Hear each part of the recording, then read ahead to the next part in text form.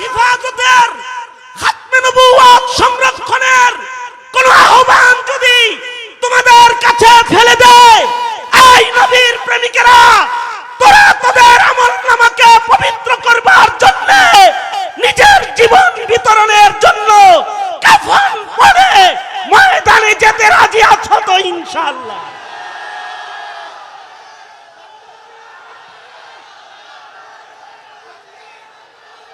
এইটা হলো আল্লামা জুনায়েদ বাবুনগরীর পয়গাম। কারণ আল্লামা জুনায়েদ বাবুনগরী আমির হিফাজতে ইসলাম বাংলাদেশের ব্যানার দিয়ে নৌকার ধানের শীষের রাজনীতির হিস্সা খরিদ করতে ময়দানে আসে নাই। নৌকা আর ধানের শীষ আর লাঙ্গলের সিটের বন্টন নেওয়ার জন্য মাঠে আসেন নাই। হিফাজতে ইসলাম বাংলাদেশের নবনির্বাচিত যে কমিটি হয়েছে, এই কমিটি হয়েছে আল্লাহর জমিনে আল্লাহর দ্বীন হিফাজত করার জন্য, আল্লাহর জমিনে আল্লাহর রাসূলের ইজ্জত হিফাজত করার জন্য, আল্লাহর জমিনে আল্লাহর কুরআনের ইজ্জতকে হিফাজত করার জন্য। সঙ্গত কারণে হিফাজতে ইসলামের নাম বিক্রি করে কোন দালালকে ব্যবসা করতে দেওয়া হবে না, হবে না, হবে না।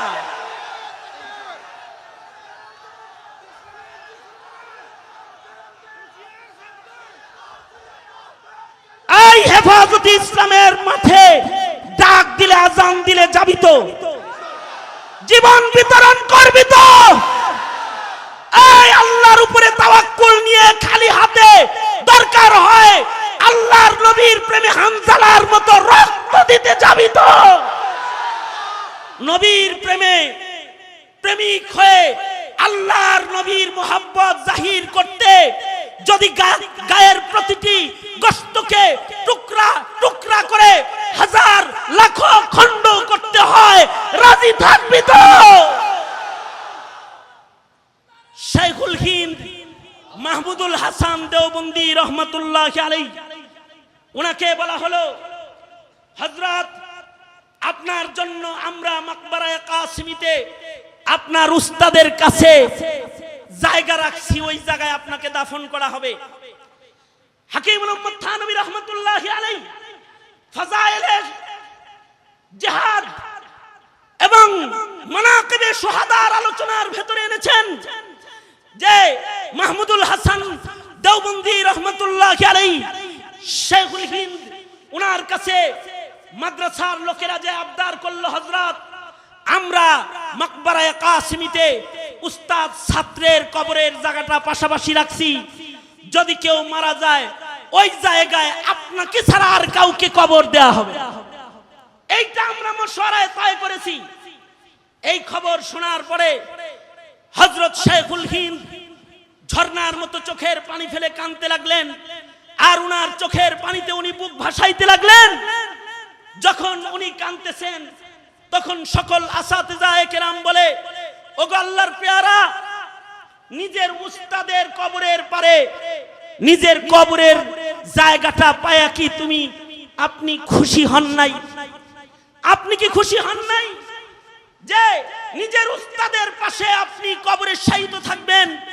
ময়দানে মাহশারে উস্তাদ শাগরেদ একসাথে আল্লাহর আদালতে দাঁড়াবেন, কাঁদেন কেন আপনি? হযরত শাইখুল হিন্দ তখন বলে, আমি কাঁদতেছি তো ভিন্ন একটা কারণে। অবশ্যই উস্তাদের কবরের পাশে আমার কবরের জায়গা হবে, এটা আমার জন্য সাআদাত। কিন্তু আমি কাঁদতেছি এজন্যে যে আমি তো সারা জনম আল্লাহর কাছে দরখাস্ত করেছি, আল্লাহ তুমি আমাকে একটা শহীদি মরণ দিও, আল্লাহ তুমি আমাকে এমন একটা শহীদি মরণ দিও যেই শহীদি মরণ তুমি নবীর কলিজার টুকরা হুসাইনকে দিয়েছো, যে হযরত হুসাইন এমন ভাবেই শাহাদাত বরণ করেছে, তার দাফন করার জন্য তার দেহকে তালাশ করে কেউ পায় নাই। ওগো আল্লাহ, আমি শাইখুল হিন্দ বলে, আল্লাহ আমিও তো আমার রবের কাছে এই দরখাস্ত করে রেখেছি, আমার যেন এমন একটা মৃত্যু হয় যেই মৃত্যুটা আফজাল মওত, শহীদি মওত, এবং এই শহীদি মৌতের কোয়ালিটিটাও যেন এমন হয় যে আমার দেহকে টুকরা টুকরা করে যেন শহীদ করা হয়, আমার দেহের অবশিষ্ট কোনো অংশকে কবর হিসেবে মাকবারা বানানোর জন্য আমার কোনো আশেকরা যেন তালাশ করে না পায়। আল্লামা মামুনুল হক তোমাদের কাছে একটি পয়গাম পাঠিয়েছে, বন্ধু হিসাবে বন্ধুর পয়গাম তোমাদের কাছে পৌঁছে দিতে এসেছি।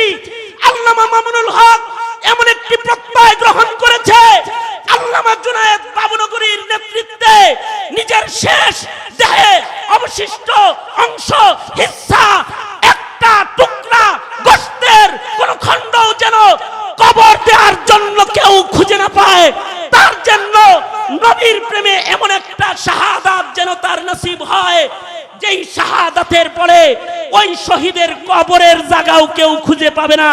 সুতরাং পয়গাম হলো, বাতিল শক্তি মামুনুল হককে অঙ্গুলি দেখাবে না, মামুনুল হকের শাহাদাতের তৈয়ারি রয়েছে। এই মামুনুল হকের ভক্তরা তাদের জিজ্ঞাসা করতে চাই, মামুনুল হক যদি জালিমের বিরুদ্ধে ময়দানে দাঁড়িয়ে ইশকে রাসূল আর ইশকে নবী নিয়ে কুরআন আর সুন্নাহর রাজকে কায়েম করার জন্য অথবা নবীর ইজ্জত খাতমে নবুওয়াত রক্ষা করার জন্য যদি শাহাদাতের পয়গাম নিয়ে যদি শাহাদাতের মঞ্চে গিয়ে দাঁড়ায়, তোরা শেখরা কি ময়দানে দাঁড়াতে প্রস্তুত আছিস তো? ইনশাআল্লাহ।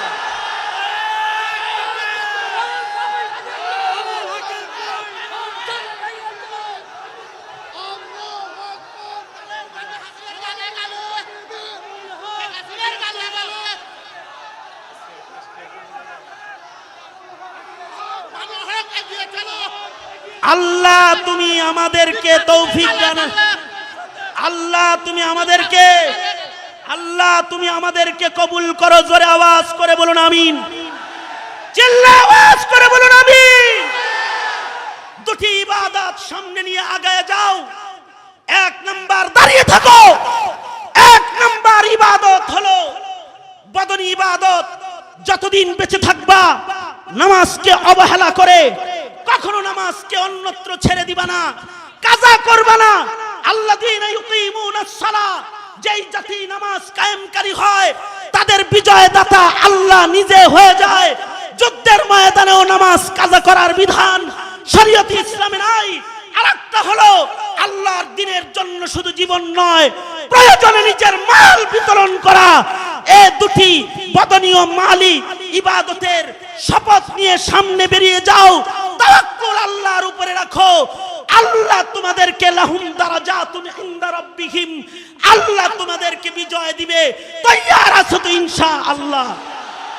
আমার সাথে শপথ করো, ইয়া আল্লাহ ওয়াদা করিতেছি আর নামাজ কাজা করব না।